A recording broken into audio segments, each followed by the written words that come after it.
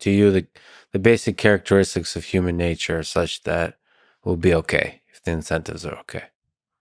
We'll do pretty good.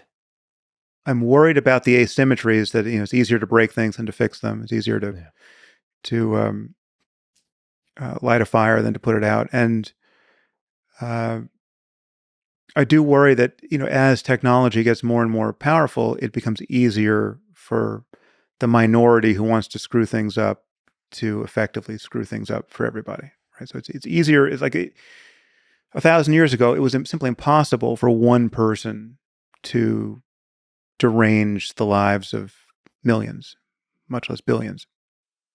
Now that's getting to be possible. So on the assumption that we're always going to have a sufficient number of crazy individuals or malevolent individuals, we have to figure out that asymmetry somehow. And so there's some cautious exploration of emergent technology that we need to get our heads screwed on straight about. And so gain of function research, like just how much do we want to democratize, all the relevant technologies there? Do we really want to give everyone the ability to order nucleotides in the mail and give them the blueprints for viruses online because of, you're a free speech absolutist and you think all PDFs need to be, exportable everywhere. I'm much more, so this is where, so there are limits to, many people are confused about my take on free speech because I've come down on the unpopular side of some of these questions, but it's been, my overriding concern is that in many cases, I'm worried about the free speech of the individual businesses or individual platforms or individual, media people to decide that they don't want to be associated with certain things, right? So like if you own Twitter, I think you should be able to kick off the Nazi you don't want to be associated with because it's your platform, you own it, right? That's your free speech, right? That's the side of my free speech concern for Twitter, right? It's not that every Nazi has the right to algorithmic speech on Twitter.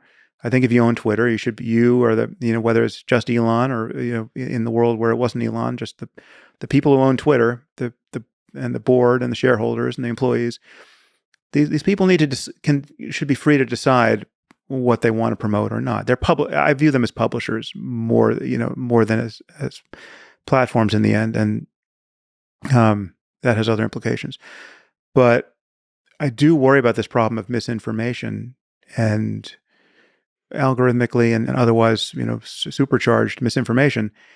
And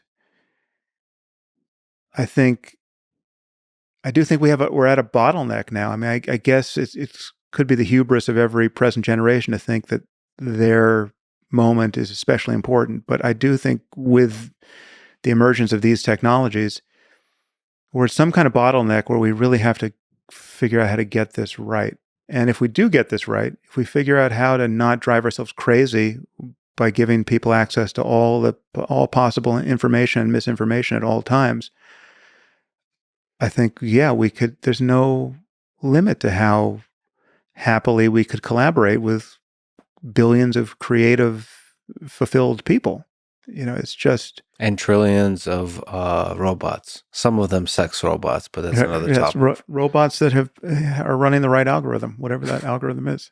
Whatever you need in your life to make you happy. Yeah. Sam, I was the first time we talked is one of the huge honors of my life. I've been a fan of yours for a long time.